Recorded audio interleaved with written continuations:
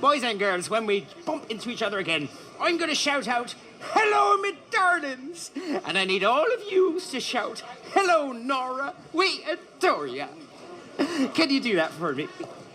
Gonna take my bow to the old town fair. I'm gonna shoot my arrow there. I got the merman in the back, Yeah. gold coins in the sack. What? Heading into town and there ain't no going back. Stealing from the rich, giving to the poor. Welcome to the Greenwood. I'm your host, Thaddeus Papke, and this is the podcast where we peek under the hood of the most famous outlaw who may have never been. From archers to archaeologists, we interview subject matter experts to learn why the figure of Robin Hood continues to endure and consider what we can learn by examining what is known as the matter of the Greenwood.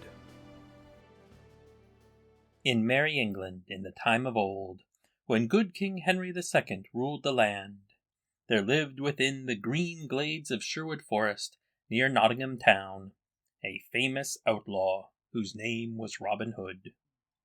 No archer ever lived that could speed a grey goose shaft with such skill and cunning as his, nor were there ever such yeomen as the 70 merry men that roamed with him through the greenwood shades. There's nothing in the lively and pop music-infused pantomime performance from the cold opening, or those introductory lines to The Merry Adventures of Robin Hood by Howard Pyle, that speaks of wintertime or the Christmas holiday. But in his book, Christmastime Texts and the Popularity of the Robin Hood Tradition, Professor Alex Kaufman lays out the history behind how that book and the Robin Hood pantomime performances came to be part of the Christmas tradition.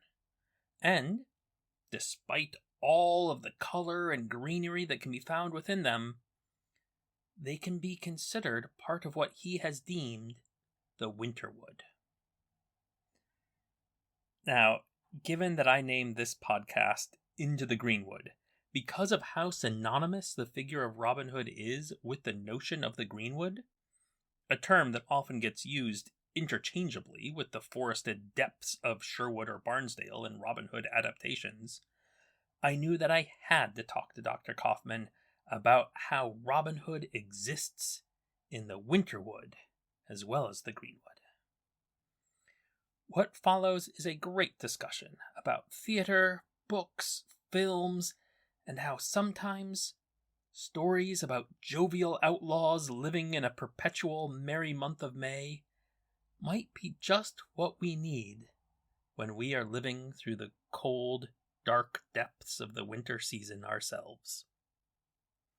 So, string your bow and deck the halls as we leave the verdant shade of the Greenwood for the frosty boughs of the Winterwood with Professor of English at Ball State University and renowned Robin Hood scholar, Alex Kaufman. I suppose I should go ahead and get into the sort of meat of what I was hoping to discuss on this episode, which relates specifically to your book that came out this year, Christmastime Texts and the Popularity of the Robin Hood Tradition, and the concept of the Winterwood.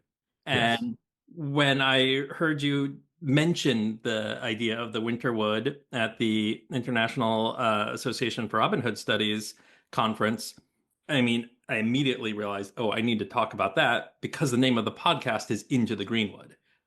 There's so much that is wrapped up around that idea of the Greenwood being synonymous with the idea of Robin Hood, and this is where his home is, and, going into the Greenwood means existing in Robin Hood land, and there's that Maurice Keene phrase that I've started adding to the introductions of the episodes about the matter of the Greenwood, which encompasses Robin Hood and other outlaw tales and sort of highlights their importance as a thing to talk about in the tradition of British storytelling and European storytelling in general. Mm-hmm. And so shifting the mentality of like, it's not just the Greenwood.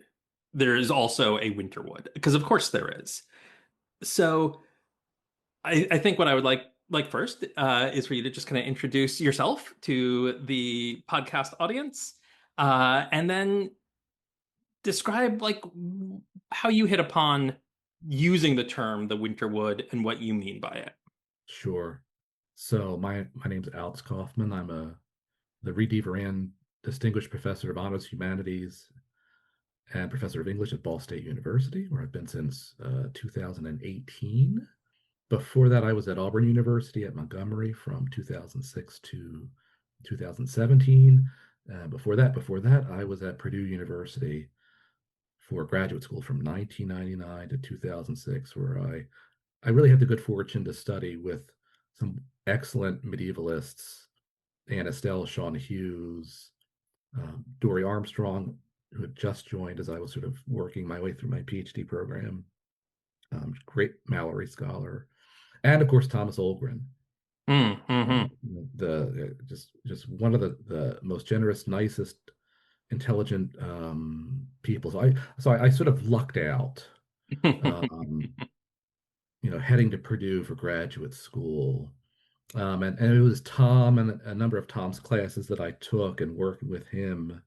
I took a medieval outlaws course. I took a Robin Hood course. Took an Old English iconography course with him. But it was really working close with Tom that really got me interested in Robin Hood. And he's been a good close friend and mentor, since the Winterwood. The Winterwood really came out like most things do for me, and I suppose most academics, with a conference paper. you know, you're just you read so much of the literature, the secondary literature, that you begin to see some commonalities that just start to jump out at you. In some ways, it's just good old formalism, looking for pattern structures, in characters, themes, settings. And I had been working on Robin Hood's Birth, Breeding, Valor, and Marriage, that 17th century ballad broadside that also gets folded into the Garland tradition later. I've been working on that for a Leeds IMC paper that was really just about, I think the theme of Leeds that year was renewal, or revision and renewal, something like that.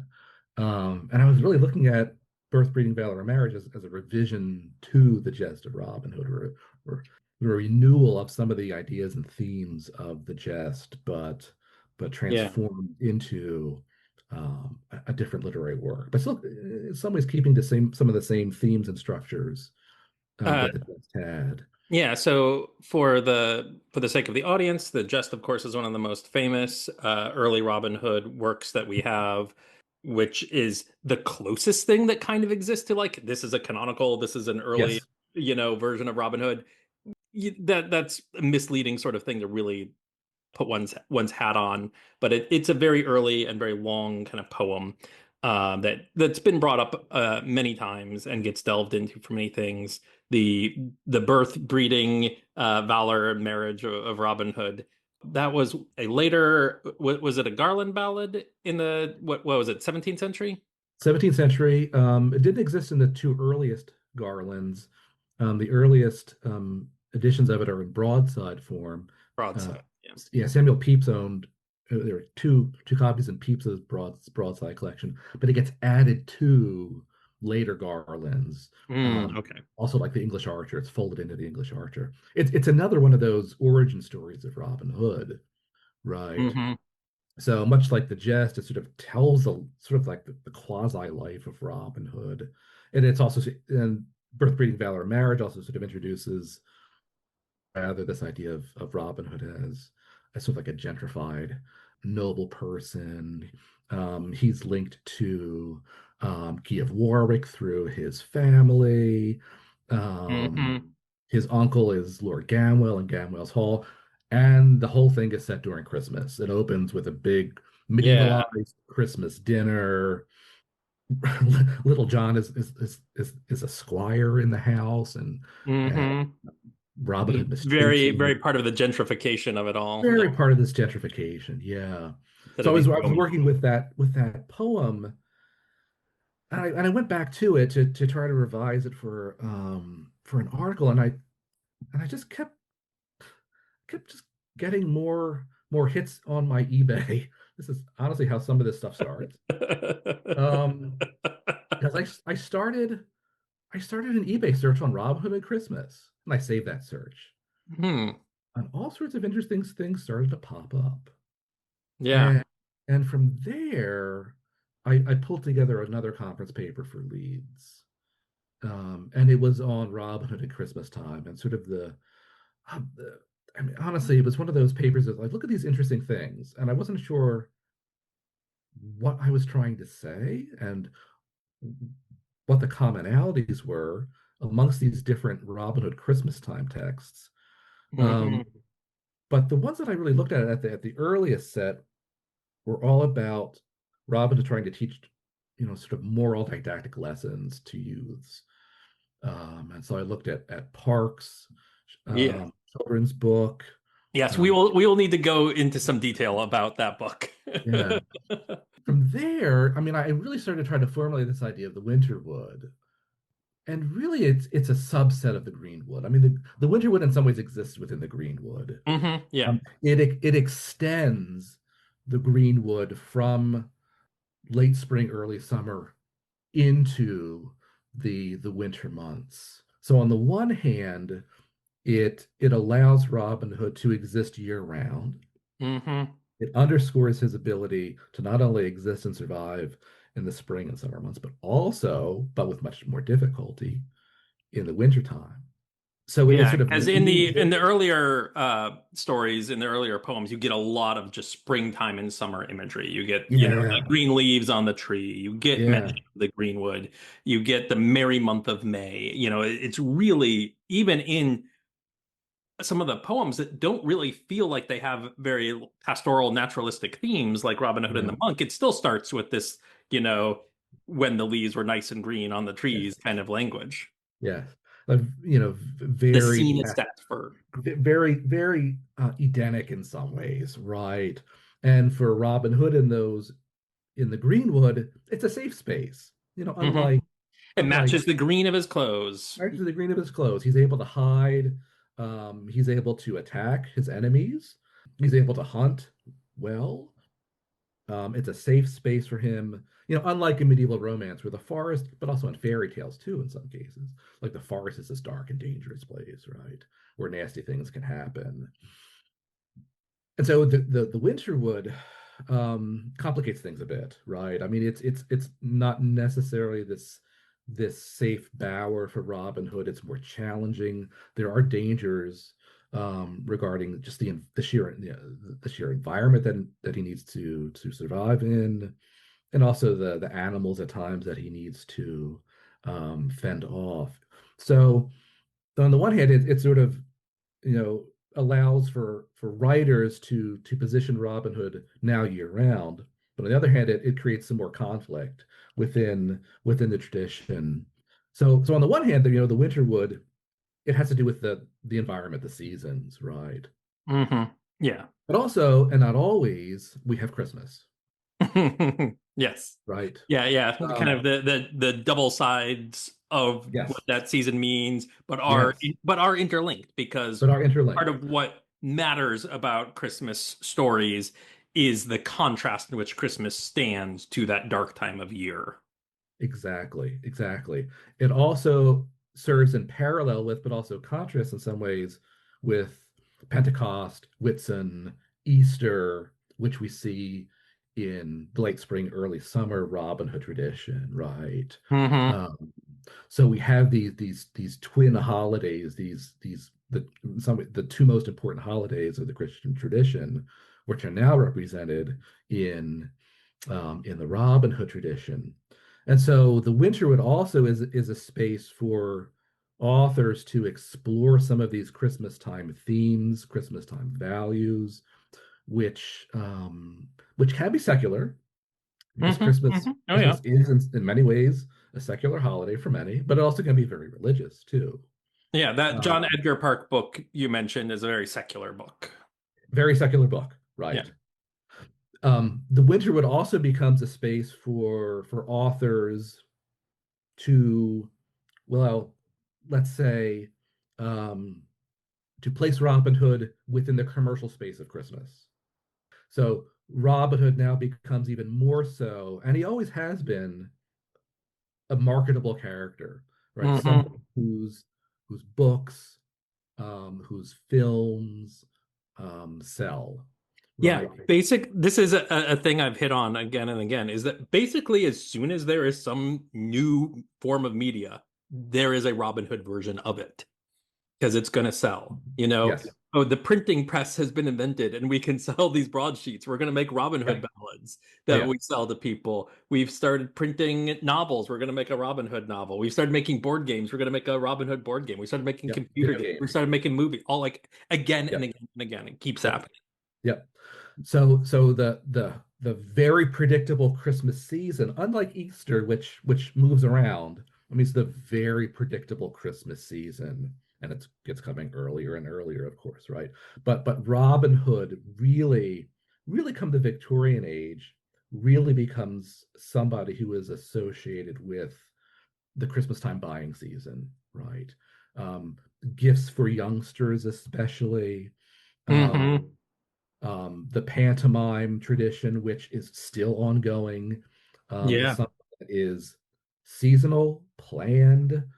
It can be extremely lucrative from a profit perspective, but he becomes somebody with the Winterwood who is bankable, even more so at Christmas time.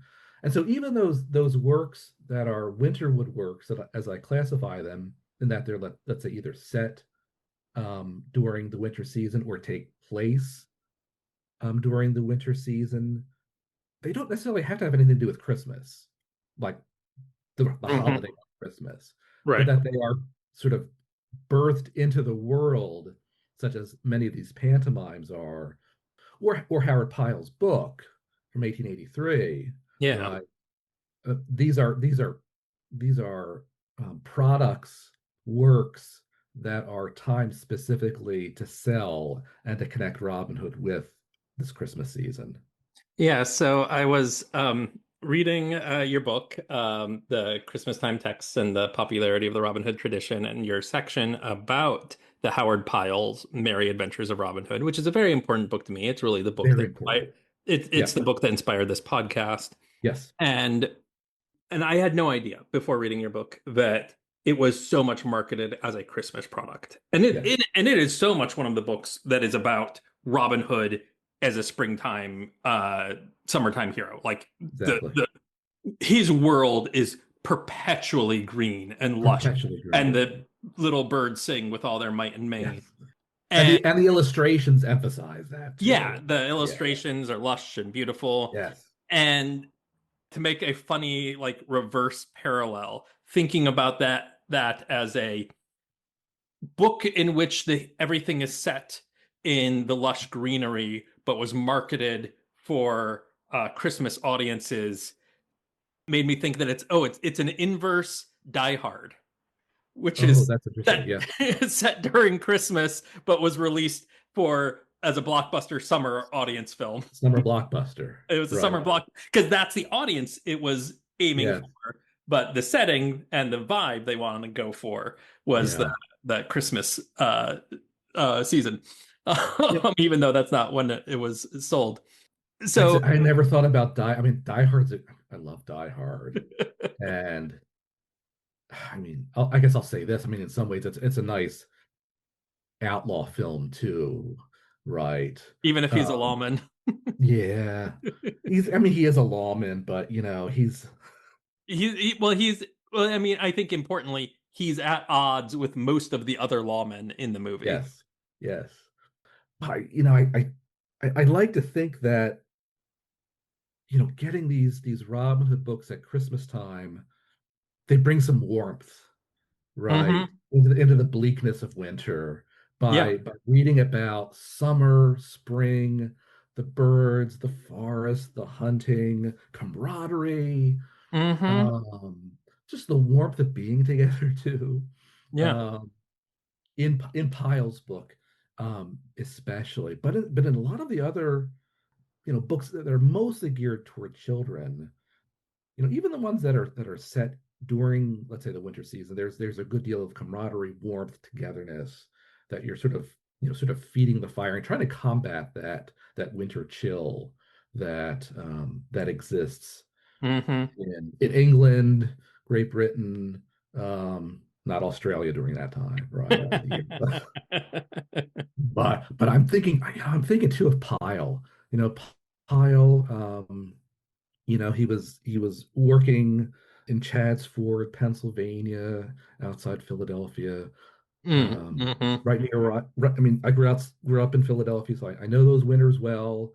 Yeah. Not Yeah, I so grew up in upstate New York, so not Oh, too yep, dissimilar. Yeah. yep. So I mean, it's I think that some of these books are just a good way to combat the winter blues, right? Mm-hmm. And to bring some joy, some camaraderie, some family, right, back into the fold. Yeah, so Yeah. Pyle's book is a good book about family too, right? Yeah, Mm-hmm. Yeah. Oh, and I mean, probably my single favorite thing about the Howard Pyle's Merry Adventures of Robin Hood is the camaraderie between Robin and his men. yes, It's so genuine. It's so fun the way yes, that they like care for one another and really yes. joke with one another. Mhm. It's one of the Robin Hood stories where the friendship feels the most real. Yeah, yeah. It's a good boys book in some ways too, right? I mean, Hmm. Marion's A not little in bit, a little Marion. bit too good with the total Yeah, lack of Maid Marian. Marion's mentioned it like early on, I think, or later in the book.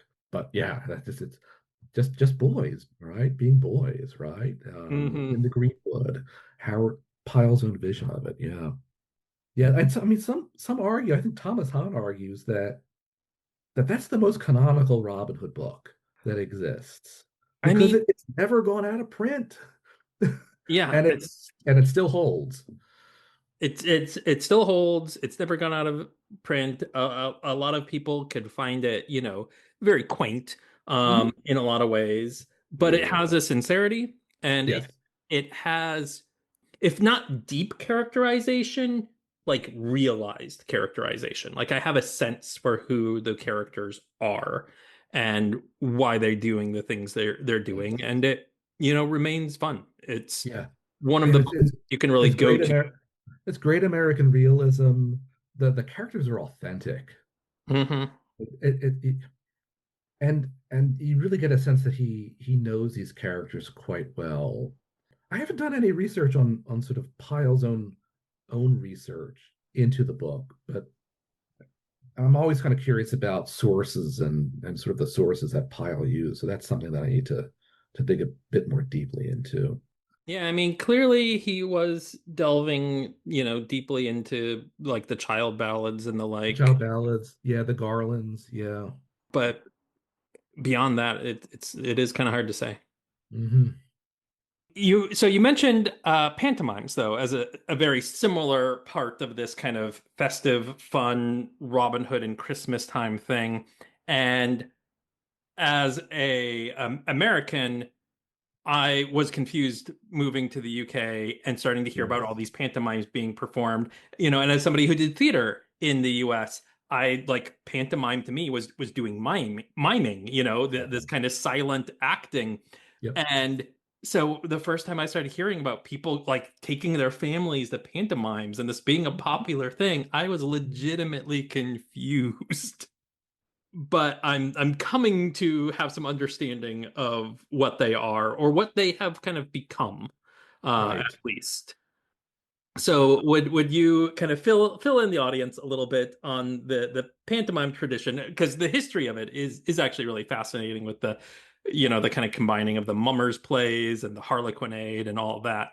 Yeah, yeah. So in Victorian Britain, it sort of combines commedia dell'arte, mummers, parade, sort of the mumming aspect, elements of music hall, elements of slapstick, and pantomime really takes off in the early Victorian age, and it's this interesting combination of narrative, dramatic storytelling with popular show tunes Hmm. that are integrated into the story, with slapstick, with Hmm. topical humor, which at times can be bawdy, Mm-hmm. with dancing and movement, and with spectacular sets. So that the pantomime was, and in some ways still is, something to listen to, and you sort of you take in the narrative story of the pantomime, and in the Robin Hood tradition, it's almost always a Babes in the Wood Robin Hood pantomime. So you take in sort of the narrative of it, but then you are also listening to the songs that are integrated into it, which, in the Mm-hmm. 19th century, early 20th century were in some cases popular songs of the day that in some cases were retrofitted and revised to fit the story of Robin Hood or Puss in Boots or Aladdin, whatever, Yeah, whatever yeah. the Fairy tale themes are very popular. All the fairy tale pantomimes themes. I've seen Yes, advertised have been like Cinderella, Sleeping Beauty, Jack and the yes. Beanstalk. Yes, yes. Whereas burlesques tended to take classical material. So Homer was very popular for burlesques. And so you took all of this in, but then you were also there to experience the pantomime with its fantastic, expensive, elaborate sets, its fantastic costumes, and the lighting and the sets, which were all hand painted, and just gorgeous. And the lighting, which was limelight initially, and then eventually electric light. And it was an experience that was, in the Victorian era and well into the 20th century, and in many cases still today, meant for families, right? Mm-hmm. Yeah. To experience together, and many pantomime scholars have likened it to proto cinema, right? Mm. Where you have a narrative, and you have movement, and you have special effects that really take over the audience's imagination. You're seeing another world. You're not just seeing a dramatic play. You're seeing Mm-hmm. all these other elements that are added to it. But much like, let's say, like modern children's books, or especially, let's say, modern children's films like Shrek. Shrek's a good example.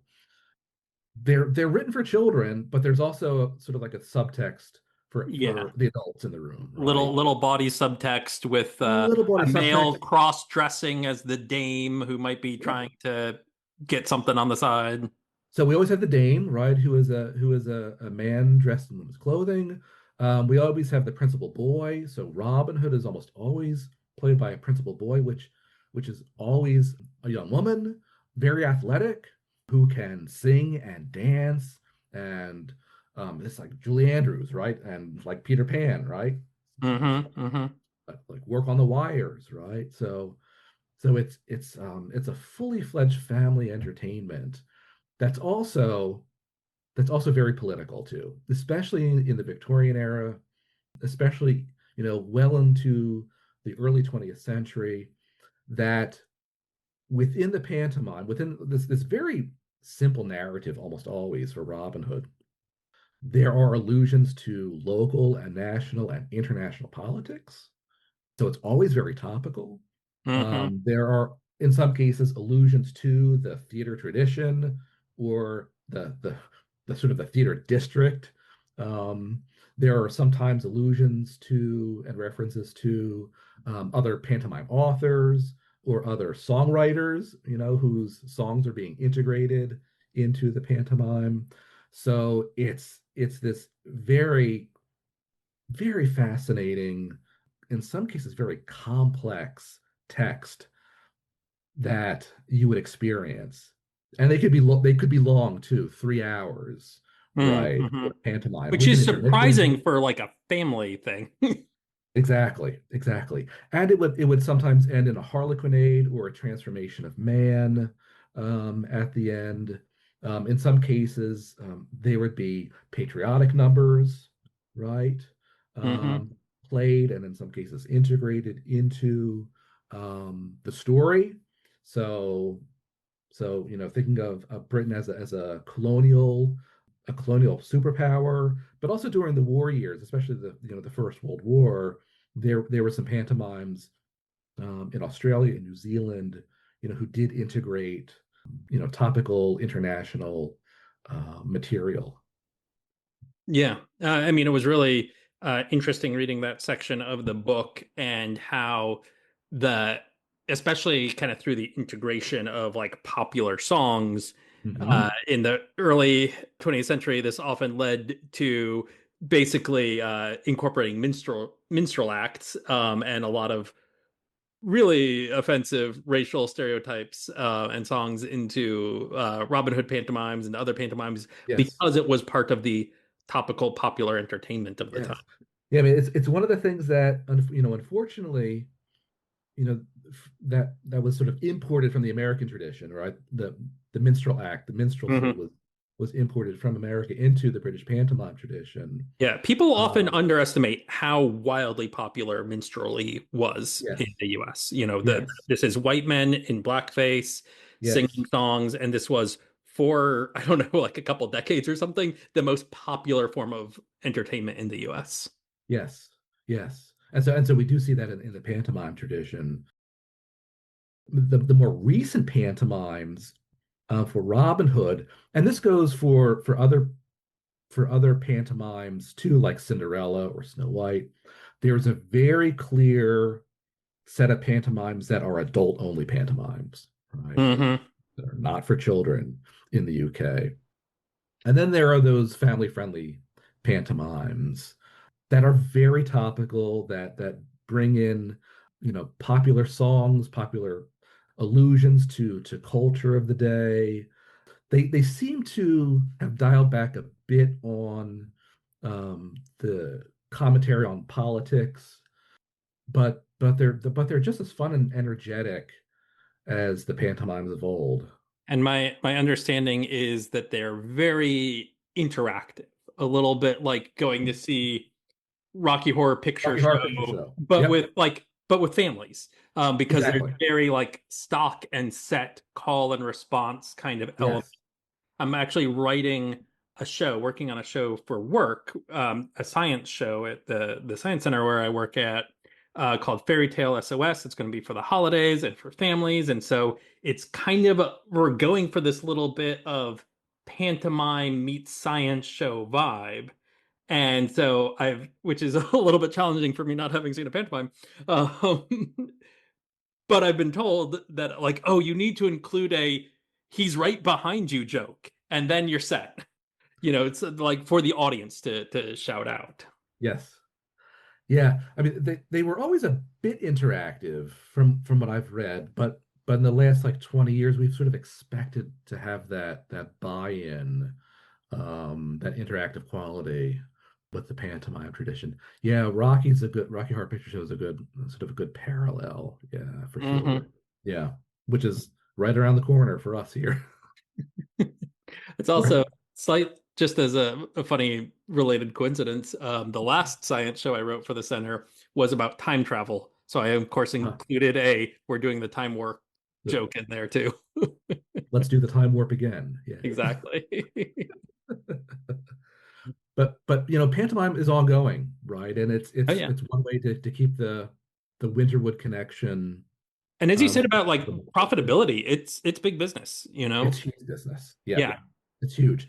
And the sets are not as elaborate as they were in the Victorian era, but the technology in some ways has surpassed the need to create these elaborate, huge hand-painted sets and costumes as well too. But Hmm. they're lively and they're fun. I mean, that's one of the things that I think continues to make the Winterwood popular, especially in Great Britain with Robin Hood. They're fun, right? Hmm. You go there to have a good time, to enjoy yourself. It's Christmas, right? Yeah. And Let's be merry for a little while. and This is I think it's great that there's a tradition of a form of a live theater tradition that yes, is for families and also, adult versions too. I think both are great yes. to have, because I feel like that doesn't exist a lot in the US. It does Uh, not. No, no. We don't have anything similar that's seasonal here. in the States. The closest The only is thing like that, not going to see the Nutcracker, or maybe a yeah, community but playhouse production of a Christmas Carol or something. how many times can I sit? I mean, I've lost track how many times I've sat through the Nutcracker, or versions of the Nutcracker, like the one at the Montgomery Zoo, where when we lived in Montgomery, Alabama. We went every year. It was professional, well done, but it's like, all right, I know what's happening next. You don't get that with pantomime. Yeah. There's a lot of surprises, a lot of improvisation, um, and because each year there's some new political or cultural, social thing that's happening. It's Hmm. tapping to that. It's happening to the moment, right? Yeah. Yeah. And I'm I trying mean, and to- I, as somebody who's trying to teach science through fairy tales, the idea of using fairy tales as a vehicle to talk about something topical works for Yes. me.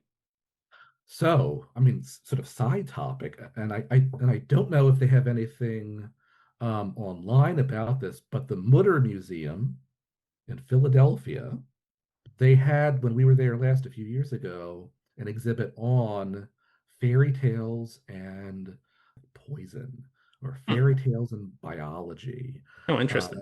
and I mean, the Mutter Museum is connected with the University of Pennsylvania, I still believe, and they have a whole host of human subjects of interest. And that exhibit was absolutely fascinating, looking at sort of the biology of fairy tales and the biodiversity of fairy tales, and sort of the science behind some of those things. So they Mm-hmm. have something there at the Mutter Museum, Yeah. online exhibit. Yeah.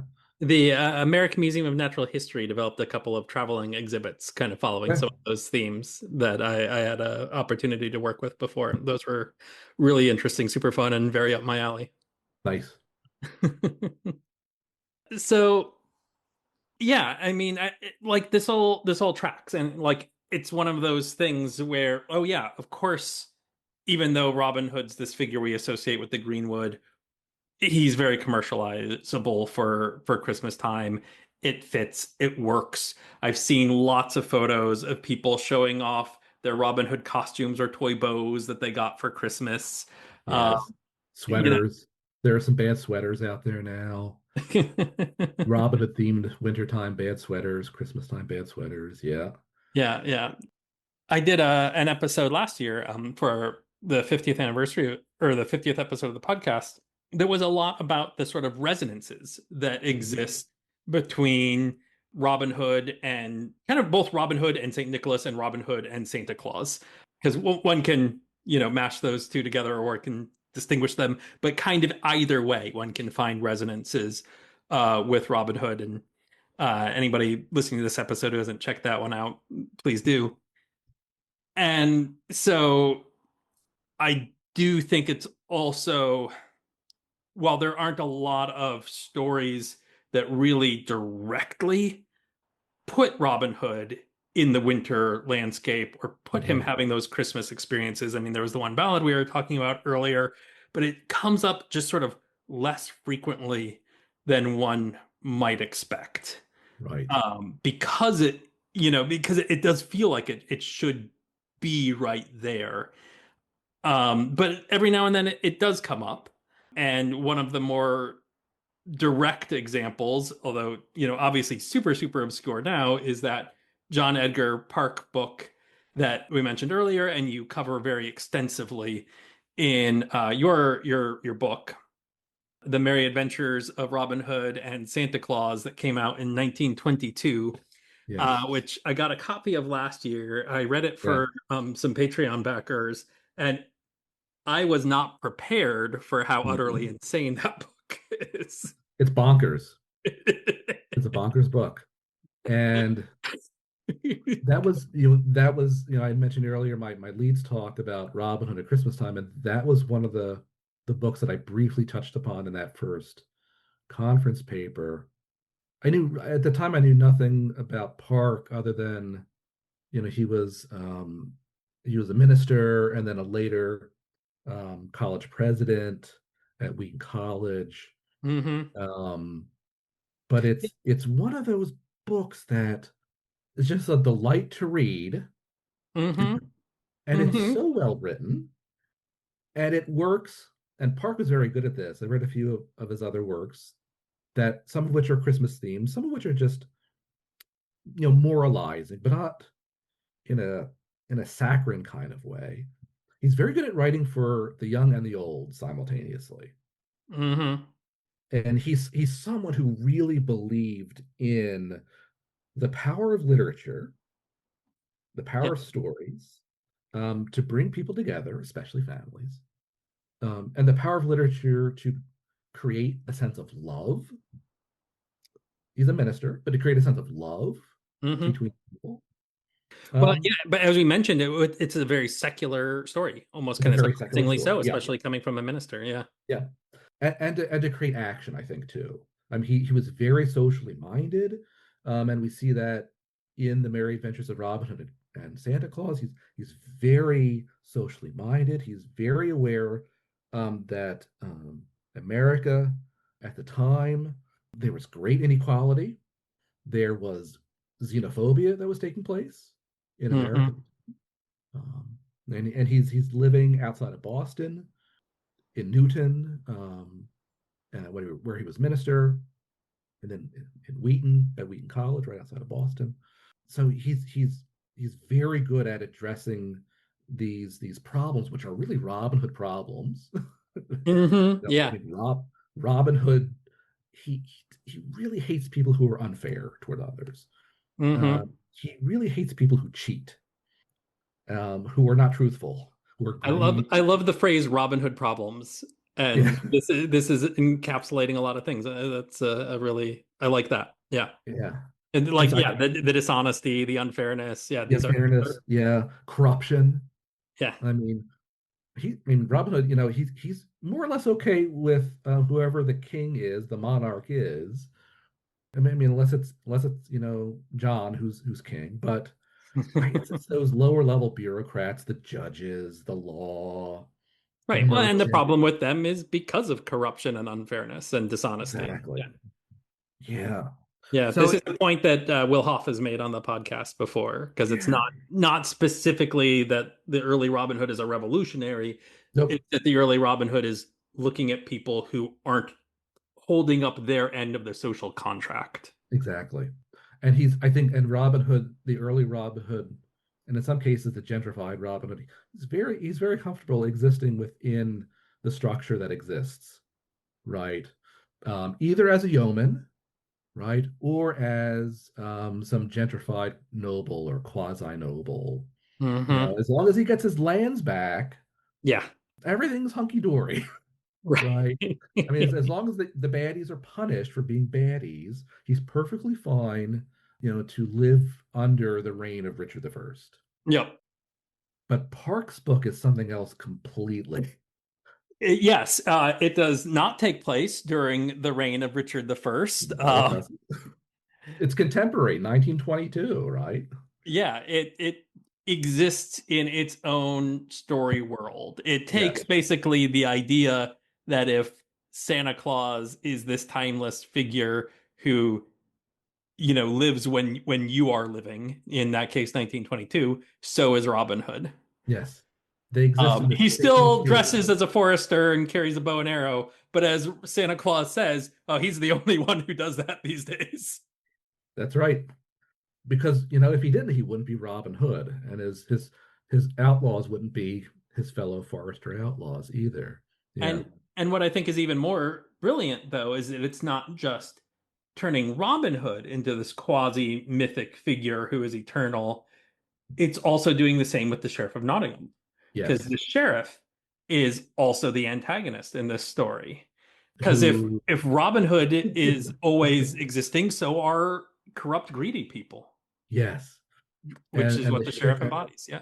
the sheriff drives a fancy car in Yes.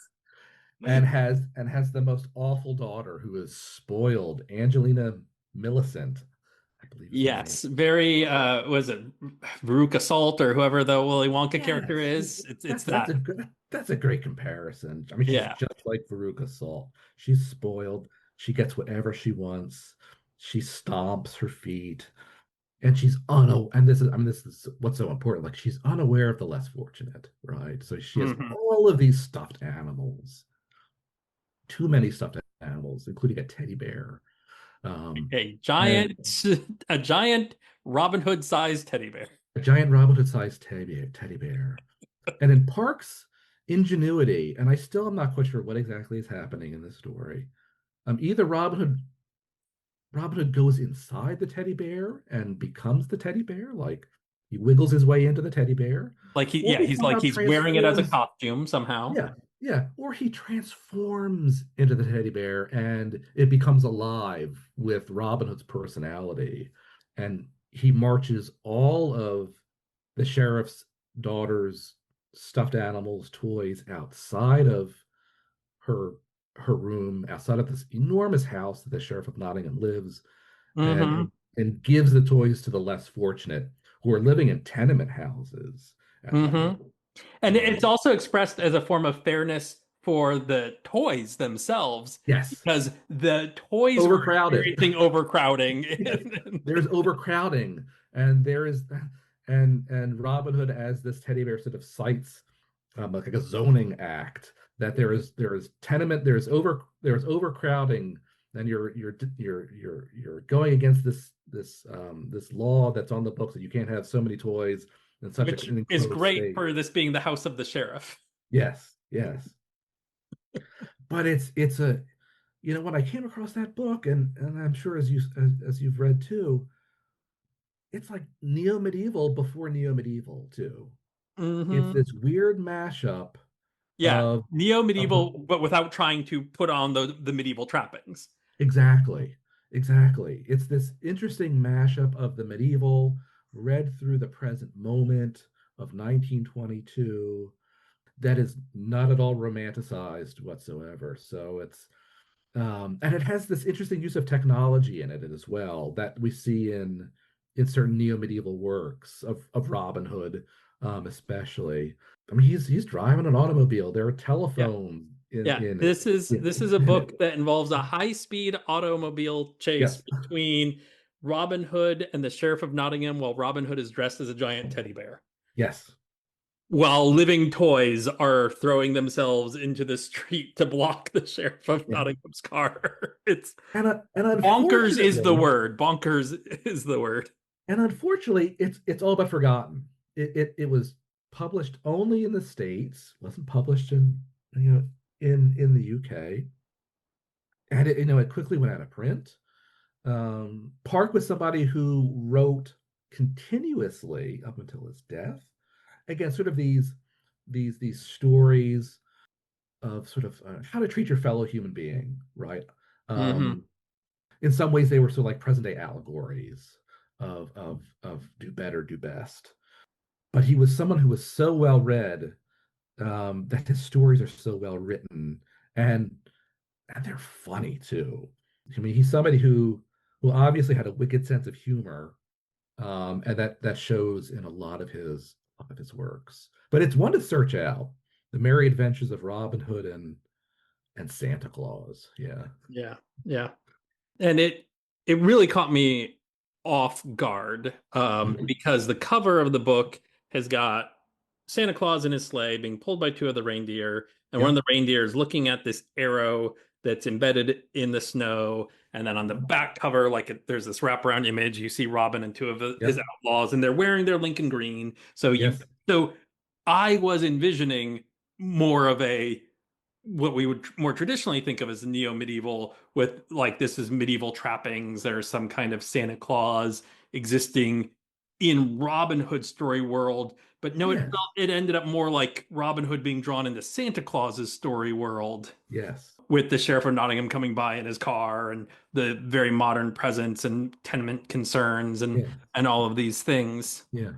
So I had just no idea what I was getting into when I started Mm. reading it, and it caught me very off guard, as I say. But it's certainly fascinating, and I really appreciate and enjoy that element of saying, "Oh, the things that Robin Hood stands for, the things that he cares about, the Robin Hood problems, as it Mhm. were, aren't problems of the past; they're problems Right. of now."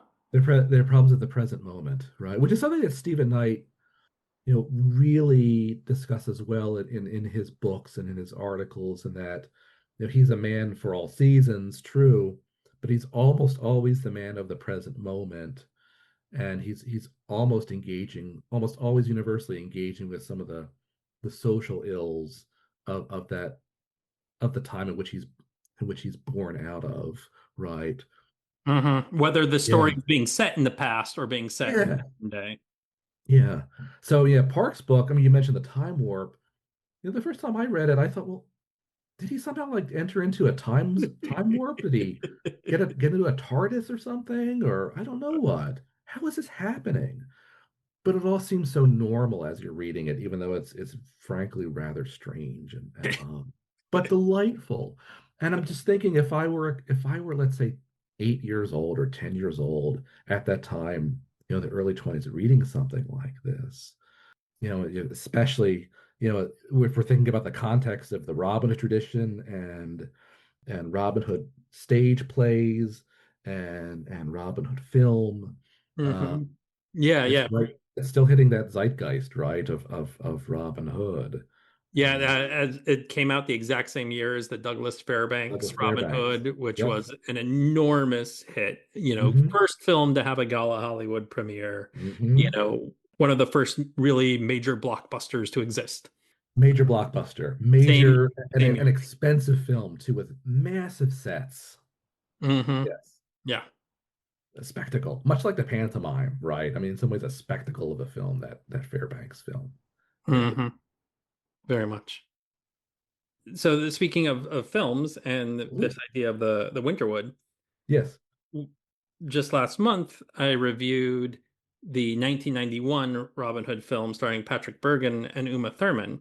Great film. And having just rewatched that and having read your book really got me thinking about that one as a Winterwood Robin Yes. because and we had a lot of discussion during the viewing about the idea of authenticity, how Mhm. this is one of the, as they were doing in the 90s and often still do, Mhm. putting all the peasants in brown and making everything look very muddy and grim and Oh gray. yeah. And and how part of this is creating these neo-medievalisms that create this false impression of the Middle Ages, but also some of it is, well, we're using this as visual language for representing that people are poor and oppressed, which is an important thing to try to communicate in a Robin Hood film. And it struck me while watching the movie, like, oh, also things are like unpleasant in Sherwood Forest. This isn't the Greenwood that he's operating in. The forest is very brown. You see frost on the ground sometimes. You see people's breath. You can see people's And breath. this Yeah. is adding to the idea that life as an outlaw is hard and that their circumstances are dire. Like, I think the film kind of fails to communicate this sometimes. One of the things we also talk about is how like the stakes never feel as real as they want them to feel. But there were some of the people working on the film that were really trying to communicate these ideas through Right. the cinematography and the costumes, at least. And then at the end of the movie, like the Mhm. very last thing that happens This is transformation scene. is a transformation scene. Yeah. And it didn't like click with me while I was watching it until that time that like up until the final moment, oh, that was all metaphor. And Mhm. then as soon as peace gets made, as soon as the Robin Hood problems get solved, Mhm. because in this version the Baron basically decides to stop oppressing the people. So it's not even a good King Richard comes in and just punishes the baddies. No, the bad guy dis, decides to change and make improvements. So this conveys the idea that things are going to be better. There's harmony between the Saxons and Normans as Mhm. represented by Robin and Marion getting married, Mhm. Getting and married. their marriage and their kiss literally brings out the sun. The And you sun. You You have get a the Green Man. lingering shot of this man dressed as the Green Man with the Yes, sun on his face. he's smiling. He's smiling with like one of the biggest smiles I've ever seen on And film. then all of a sudden, Marion has a band of flowers around her Yes, hair. Like it's yes. almost a magical transformation. And it's like, and there's flowers on the trees where a Mhm. moment ago everything had been brown and frosty. Mhm. It's a film that I still very much enjoy watching for all of those elements that you just talked about. I think Holt too was a consultant. I think J.C. Holt was a consultant on the film. Oh, really? I didn't know Well, that. yeah. So which sometimes we don't see that very much anymore, but sometimes you actually bring in an historian, right, to say, to give some advice as to, what you should do. In this case with the Robin Hood tradition and the historical setting, right, of Robin Hood. Yeah, I think in some ways the film for me works well because of the atmosphere, because of the cinematography, not necessarily because of the acting. Um, There's and a lot certainly to commend the movie, but it has some flaws. for me at least, I think the script was a good script. It was different in many ways, in part because of the setting, in part because of Marion's character, Hmm. and her own sort of transformation, right, and disguise as Martin Page, Yeah, yeah. in the film too. But for me at least, when I first saw the film, which I saw after a few years after the Costner film, um, I really was unsure whether they were going to survive the Outlaws. Mm. I wasn't sure if they were going to make it to the end.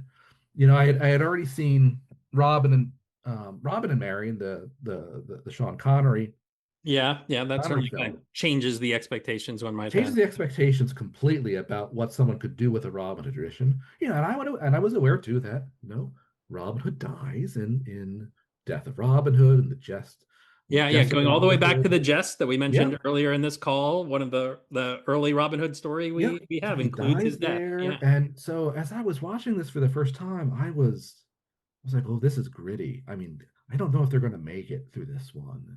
But then I think the transformation was itself very ingenious too. And it sort of links, the harsh season of winter with the renewal and rebirth of spring. Hmm. It's one of those films that I would sometimes teach when I would teach a Robin Hood class too, just to give some perspective in the film tradition, to compare it, simply just in some ways to compare it and contrast it with the Kevin Costner Robin Hood Prince of Thieves, What released at does the same anybody ever compare those two movies? released at the same year, right? 1991.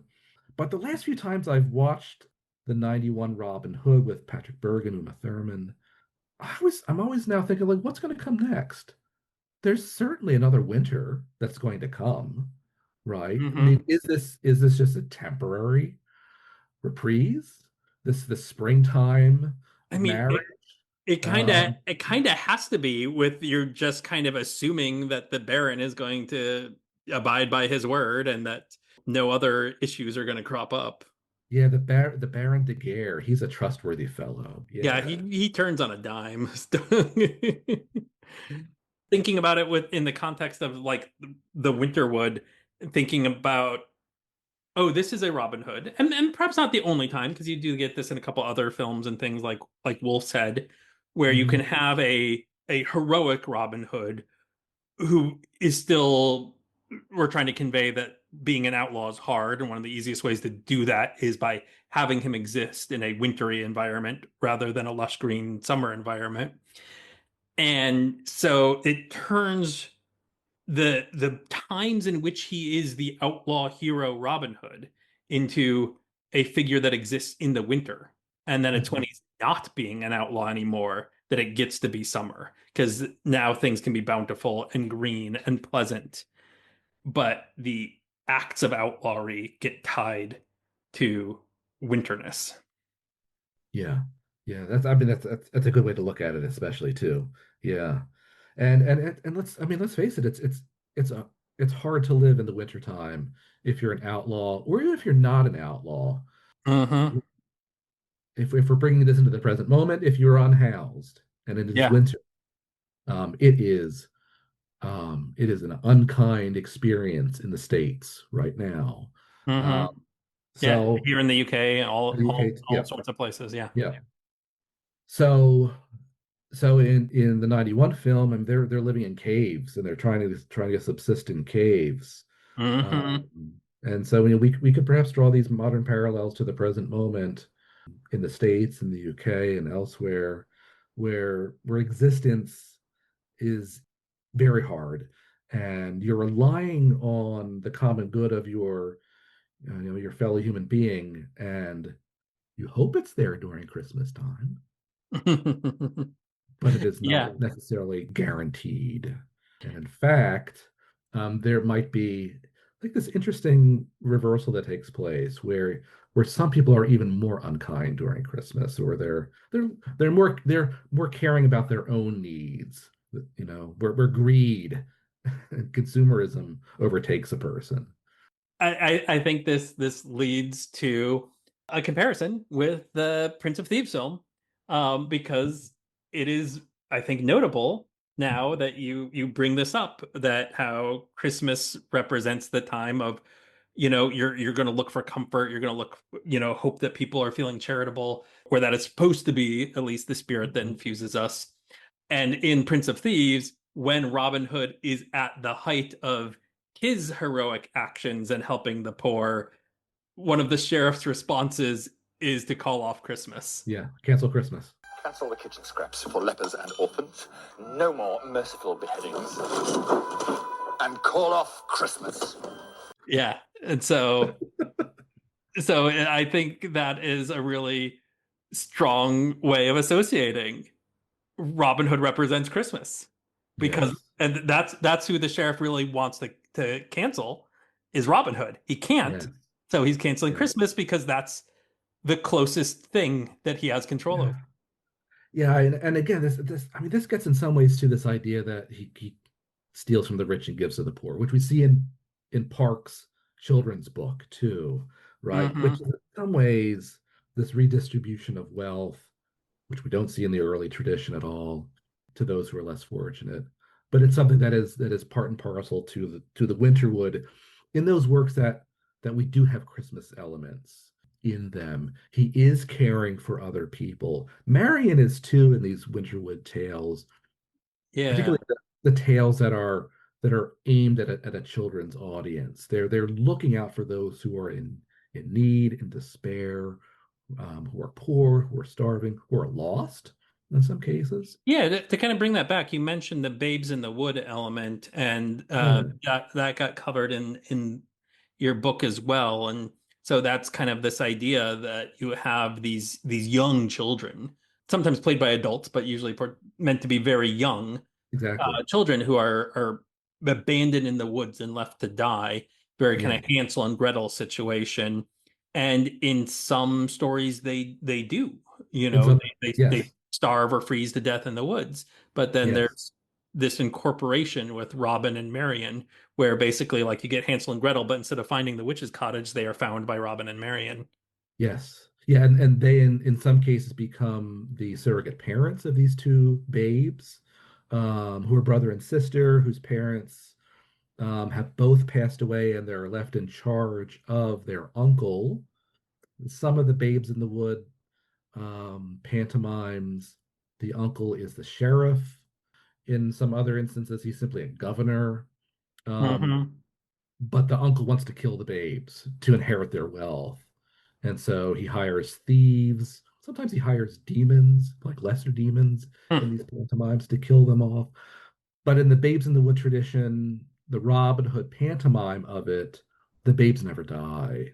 They're always found, or the thieves realizing that they're it's Christmas time. We shouldn't treat people like this, especially children. Oh my Yeah. gosh. Yeah. Get a We have a little conscience the suddenly. huntsman from Snow White element. Yeah. Yeah, exactly. And so in a lot of these pantomimes, it's Marion who steps in as sort of like Mhm. this motherly figure to rescue the children, to shame the uncle who is sometimes the sheriff, and who in some of the pantomimes, the sheriff is also her uncle as well. There's this interesting family dynamic in these pantomimes. The You know, it's sheriff is sometimes Marion's uncle, sometimes the sheriff is her father, or sometimes the exactly, sheriff is her exactly. Yeah, betrothed.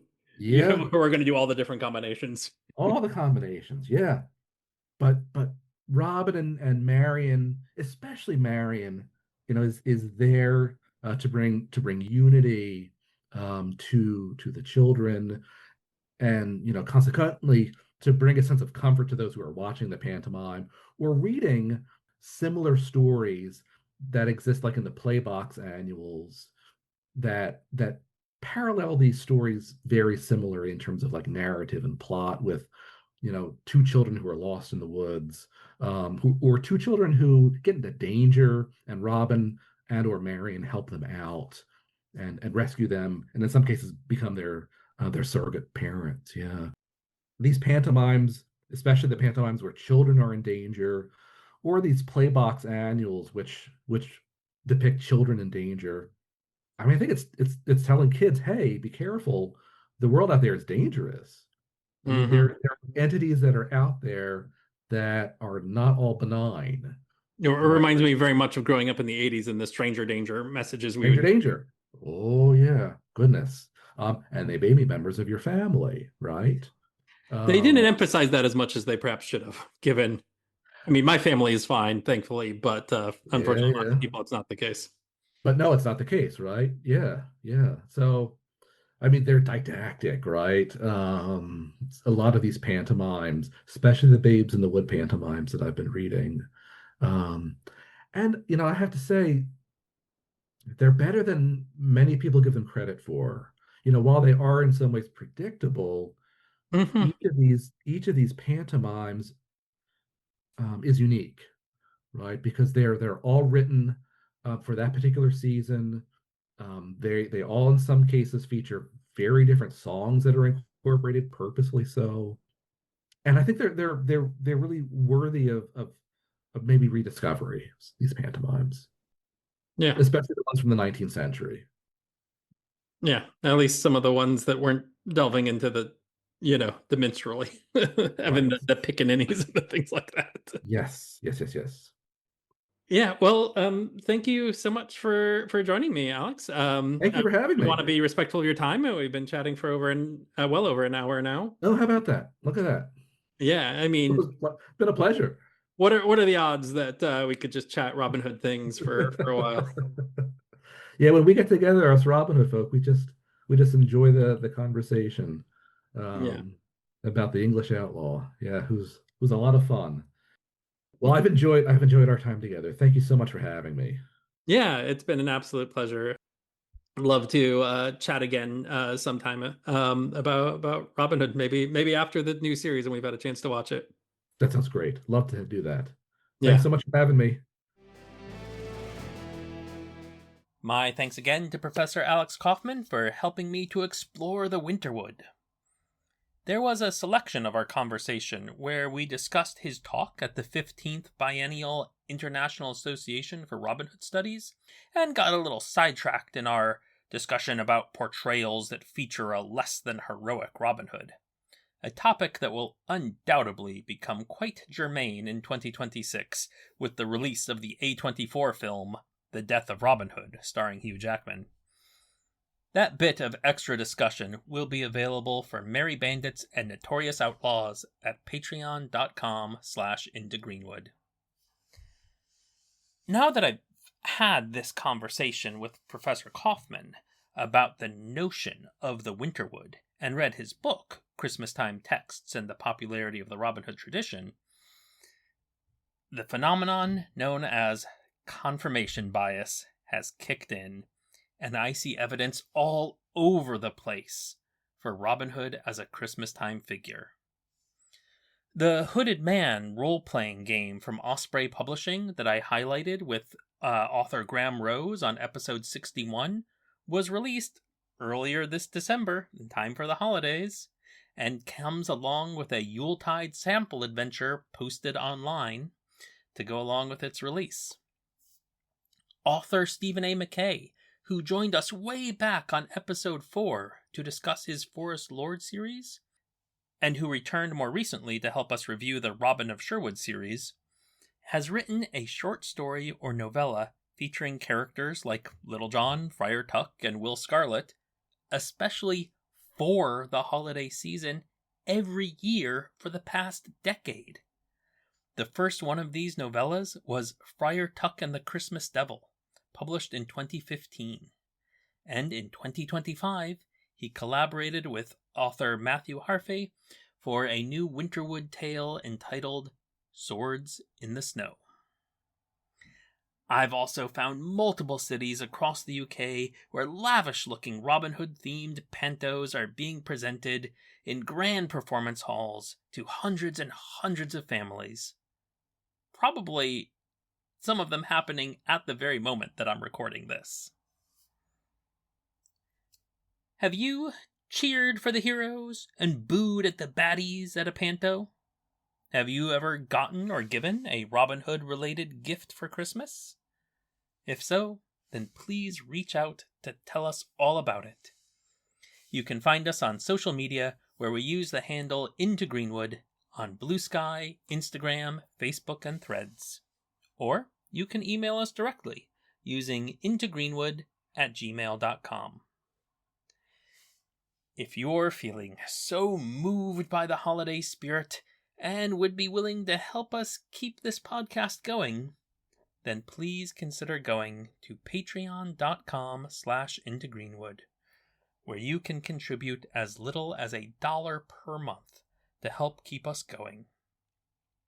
Or, for as little as $4 a month, become one of the aforementioned Merry Bandits and get access to a whole bank of various Patreon exclusive bonus segments, including my reading of The Merry Adventures of Robin Hood and Santa Claus by John Edgar Park that we discussed in this episode. It was my first time reading the book, and at times I absolutely could not keep it together because it truly is a bonkers book. If you're not sure about a recurring donation, but are willing to show a little appreciation for the time and work that goes into producing this podcast, and maybe keep my cup filled with a bit of good cheer, then please visit buymeacoffee.com/intogreenwood. And while it may be too late to help with your Christmas shopping, there are some great designs for t-shirts, mugs, stickers, and more at the Into the Greenwood merch shop, which can be found on tpublic.com or by going to into-the-greenwood.dashery.com. Link in the episode description. As a reminder, for the month of December, a full 50% of all proceeds raised by Into the Greenwood will be going to the National Immigration Law Center. If you'd like to know more about why that might be, please check out episode 66. Also helpful, though, is of course any sort of sharing of episodes, rating and reviewing on your favorite podcast app, and all those sorts of wonderful, incredibly useful, and absolutely free methods of helping others to find the show. There's also a Robin Hood-centric Discord server where we play games, share photos, organize watch parties, and run a book club. It looks like our next book will be none other than The Merry Adventures of Robin Hood by Howard Pyle. I'm looking forward to this. That was the book that inspired the creation of this podcast. Into the Greenwood is produced and edited by me, Thaddeus Papke. Our theme music is by Plastic 3. No portion of this podcast has been created with the use of generative AI. That's all for now, though. So once again, I find myself wishing you all safe travels until our next journey together. Into the Greenwood or the Winterwood.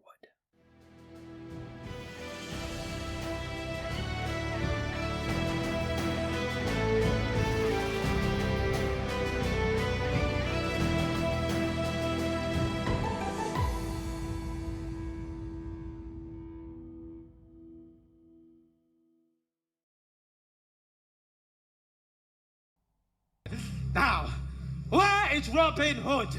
He